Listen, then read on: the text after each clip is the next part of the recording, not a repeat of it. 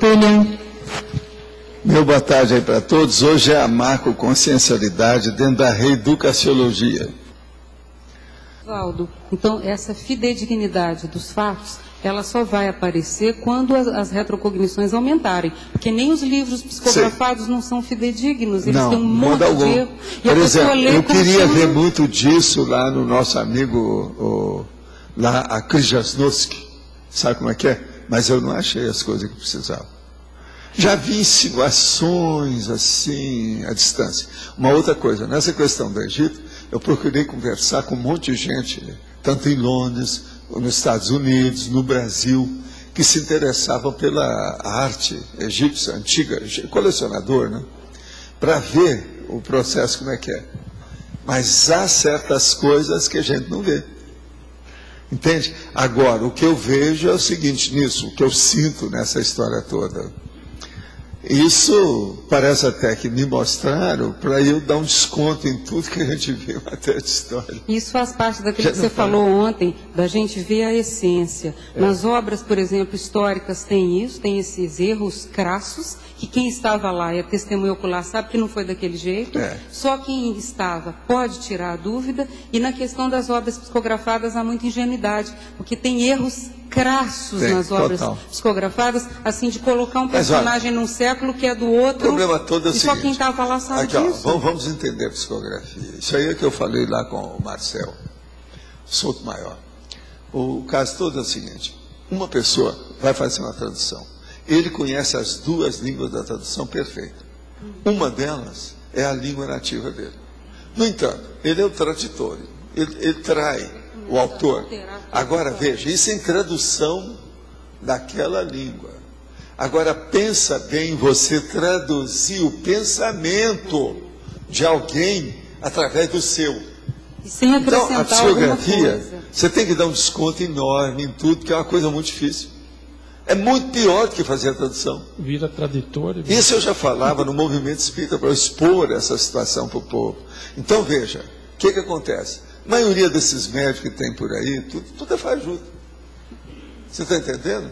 Então, o Marcelo me perguntou, mas desses médicos, isso aí o que tem, qual o percentual que você acha que é autêntico? Assim, 10%.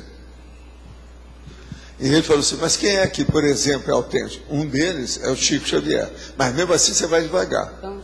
Por quê? Existe umas coisas que o Chico também incorreu nessa.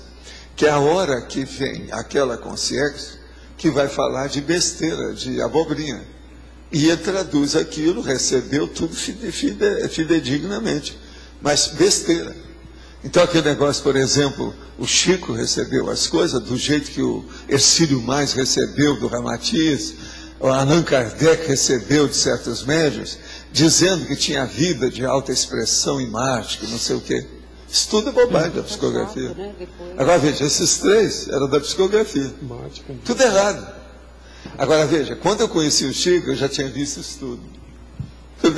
Valdo, a psicografia realista, ela praticamente mais realista, ela foi inaugurada com Cristo Espera por Ti, que ela é uma linha realista, ela é muito diferente das outras linhas. Não, isso aí é que o Osmar falou também.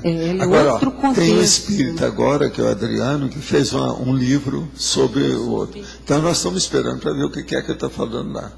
E o Osmar deve gostar também muito disso. Eu estou esperando o Max aí para dar os dados.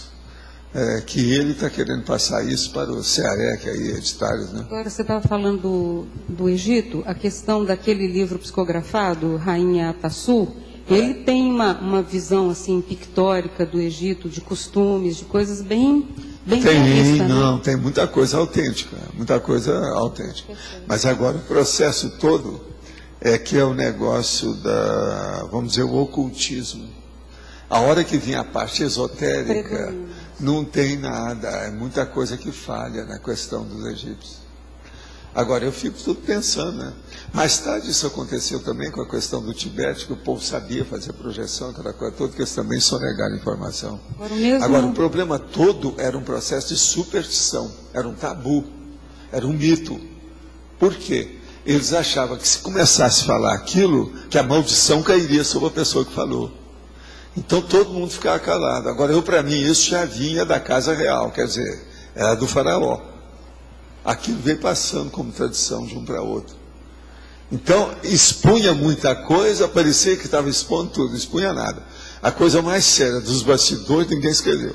Agora, essa tendenciosidade dos historiadores, ela recai sobre os para-historiadores, que são os psicógrafos mais sérios, porque tem preferências e tendências que eles misturam. O que eu vejo mais sério no estudo é o seguinte, que retrocognição, às vezes, a gente tem uma retrocognição, que, por exemplo, eu estou aqui, o sol não entra aqui direto, tá certo?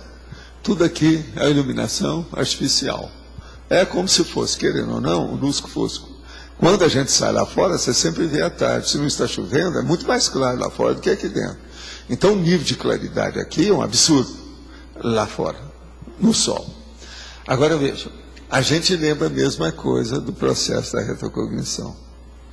A hora que você lembra, que você vê aquilo, que você sente o sol como é que era no Egito antigo, e você andar em cima daquelas pedras, vai andando, o que acontece? O que é que tem ali? A areia que está lá é um absurdo de realidade. Você está entendendo? Isso aí, eu acho, por exemplo, que retrocognição é uma das coisas mais perturbadoras que tem em matéria de parapsiquismo. Por isso que eu vejo que a maioria não pode. Não, se vocês não estudar bastante, vocês não têm gabarito para ter retrocognição. Por quê? A retrocognição vai ser um suicídio. Ela te mata. Ela vai criar problema para a pessoa, em vez de ajudar. Então a pessoa ela tem que se preparar para lembrar de tudo. Memória é uma coisa que tem preço. O estudo da história ele pode ser uma anticâmara disso, de preparação para a pessoa. Pode. Porque vai desenhando o cenário, vai trazendo as pessoas, até que surja a sua. O problema é o vestibular. A história é o vestibular da retrocognição. Agora, uma coisa seríssima que eu acho, que é mais sério do que o vestibular da história, é o universalismo na cabeça da pessoa. Se ela tiver universalismo, ela está mais apta para lembrar das coisas sem entrar no erro. É o recuo que dá, o universalismo ele te dá um recuo. Não, o problema é o renascimento da fênix 1000 vezes. Você revive. É a fênix que voltou à vida. É porque não é só a lembrança, é você ter que conviver com aquilo agora para o resto da vida, né?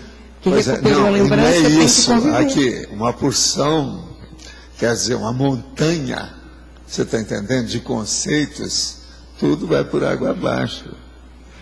A retrocognição põe os pingos nos is. E outra coisa, põe o pingo dos i, como eu falo, você vê o psicossoma do pingo do i. E outra coisa, é você, não tem jeito de fugir. Agora, o problema, a primeira coisa que a pessoa tem que acabar, é com todas as ilusões imaginativas do misticismo na cabeça dela. É isso que eu estou falando, a superstição, o mito, a simpatia, a tendência, ela tem que ser isenta.